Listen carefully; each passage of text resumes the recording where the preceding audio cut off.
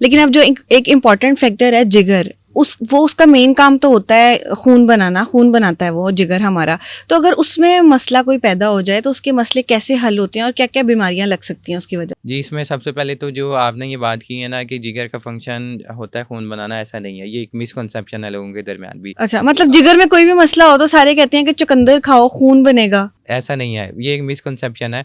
जिगर जो है उसका खून बनाने में कोई रोल नहीं है। बेसिकली जो खून बनता है हमारी बॉडी के अंदर, हमारी जितनी भी हड्डियाँ होती हैं उनके दरमियान हड्डियों का जो गूदा होता है जिसे हम बोन मैरो कहते हैं। बोन मैरो में ऐसे सेल्स होते हैं जो हमारे खून के सेल्स बना रहे होते हैं, जिसमें रेड ब्लड सेल जिसको हम जो हीमोग्लोबिन बनाते हैं, इसी तरह प्लेटलेट्स जो खून को जमाते हैं, इस तरह डब्ल्यूबीसी जो हमारी इम्यूनिटी को बनाते हैं। ये सारे सेल जो हैं वो जो हड्डियों के दरमियान गूदा जिसे हम बोन मैरो कहते हैं। आपने सुना भी होगा कि ऐसे पेशेंट जिनका बोन मैरो काम नहीं कर रहा होता, उन्हें हम बोन मैरो ट्रांसप्लांट के लिए जी कहते जी हैं। जी जी। तो बेसिकली जो लीवर का फंक्शन है, वो लीवर तो हमारी बॉडी में बहुत से फंक्शन कर रहा है, जिसमें इंपॉर्टेंट फैक्टर ये जो इंपॉर्टेंट काम है वो ये कि नंबर 1 लीवर कुछ क्लॉटिंग फैक्टर्स बनाता है, मतलब पीटीआईएनआर जो है वो लीवर से रेगुलेट हो रहा होता है। ऐसे ऐसे क्लॉटिंग फैक्टर्स बनाता है जो खून को जमा के मतलब जमने में मदद देते हैं। ठीक है, अगर किसी पेशेंट को जैसे कट लगता है तो उसका खून कितनी देर में जमेगा वो हम पीटीआईएनआर से मेजर करते हैं। एक बात तो ये होगी।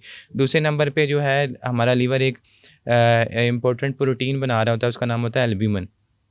अब एल्ब्यूमिन क्या करती है कि ये हमारे जो एल्ब्यूमिन है ये पानी को अपने साथ बाउंड रखती है। अब ऐसे पेशेंट जिनका जिगर काम ना कर रहा हो, तो आपने देखा होगा कि बहुत से पेशेंट ऐसे जब उनका लीवर सिरोज़ हो जाता है या लीवर काम करना छोड़ जाता है, तो उनके अंदर पेट में पानी पड़ जाता है।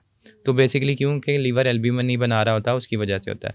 तीसरे नंबर पे ये है कि लीवर का जो है वो शुगर की रेगुलेशन के अंदर भी रोल है, जिसे हम हेपेटिक ग्लूकोनियोजेनेसिस कहते हैं, मतलब शुगर को भी रेगुलेट कर रहा होता है। चौथे नंबर पे बहुत सी ऐसे टॉक्सिन्स होते हैं जिनको लीवर जो है वो डिटॉक्सिफ़ाई कर रहा होता है। मतलब आप कोई भी ऐसी चीज़ लेते हैं जो आपकी बॉडी के लिए अच्छी नहीं है, तो लीवर उसको क्लियर क्लियर करता है। इसके अलावा बहुत सी मोस्टली जो हमारी ड्रग्स हैं वो लीवर में मेटाबोलाइज़ होती हैं। मतलब आप पैरासिटामोल लेते हैं या और इस तरह की कोई भी दवाइयाँ लेते हैं, तो वो जब अपनी एक्टिव फॉर्म में कन्वर्ट होता है तो लीवर उसको एक्टिव फॉर्म में कन्वर्ट कर रहा होता है। तो इस लीवर के जो मेजर फंक्शंस हैं वो ये हैं। ठीक है? इसी तरह ऐसे पेशेंट जिनका लीवर काम नहीं कर रहा होता, तो उनके अंदर खून की उल्टियाँ आ जाती हैं, क्योंकि लीवर जो है वो क्लॉटिंग फैक्टर्स नहीं बना रहा।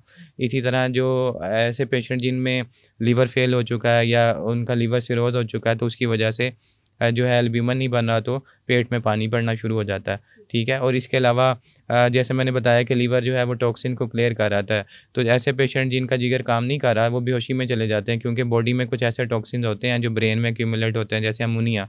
उसकी वजह से मरीज़ जो है वो उसका अल्टर्ड सेंसोरियम या बेहोशी में चला जाता है या नीम बेहोशी में चला जाता है। सर, हेपेटाइटिस भी जिगर की वजह से होती जी, बेसिकली तो जो हेपेटाइटिस है इसमें 2 वर्ड्स हैं, हेपा और टाइटस। हेपा से मुराद है लीवर, टाइटस से मुराद होता है इन्फ्लेमेशन। तो हेपेटाइटिस जो है बेसिकली वो जिगर की सोजिश को कहते हैं। अब जो जिगर की सोजिश है उसकी मुख्तलिफ वजूहात हैं। ये वायरसेस की वजह से भी हो सकती है, ये कुछ दवाइयों की वजह से भी हो सकती है, ये फैटी लिवर की वजह से भी हो सकती है। अनफॉर्चुनेटली ये जो ऐसे पेशेंट जो अल्कोहल की कंज़म्पशन बहुत ज़्यादा कर रहे होते हैं, और ऐसे पेशेंट इवन पाकिस्तान में भी हमारे पास रिपोर्ट होते हैं जिनको अल्कोहलिक हेपेटाइटिस या अल्कोहलिक सिरोसिस हो जाता है। तो शराब नोशी एक ख़ास हद से ज़्यादा जब आप करते हैं तो उसकी वजह से भी हो सकता है। इसके अलावा जो हेपेटाइटिस है या जिगर की सोजिश है, ये ऑटोइम्यून डिसऑर्डर्स में भी हो सकती है। ऑटोइम्यून डिसऑर्डर से ये मुराद होता है, जैसे आपने देखा होगा कुछ मरीज़ों को गैंठिया होता है। गैंठिया में क्या होता है कि आपकी क़ुव्वत मुदाफ़अत के जो सेल्स हैं वो आपके जोड़ों को अटैक कर रहे होते हैं। इसी तरह जो ऑटोइम्यून हेपेटाइटिस है उसमें आपकी क़ुव्वत मुदाफ़अत के सेल जो हैं वो जिगर को अटैक करते हैं, जिसकी वजह से जिगर पे सोजिश आ जिगर। जाती है। ठीक है। और जिगर का सिकुड़ना भी इसी में आता है? जी, देखें जब किसी पेशेंट को लंबे अरसे तक क्रोनिक हेपेटाइटिस रहता है, तो उसके सिक्वेले में आगे जाके पेशेंट का जिगर जो है वो सिकुड़ना शुरू हो जाता है। तो इसमें कोई भी ऐसा पेशेंट, और इसमें ना सबसे इम्पोर्टेंट बात ये है कि हमारे यहाँ पे अवेयरनेस नहीं है इतनी ज़्यादा।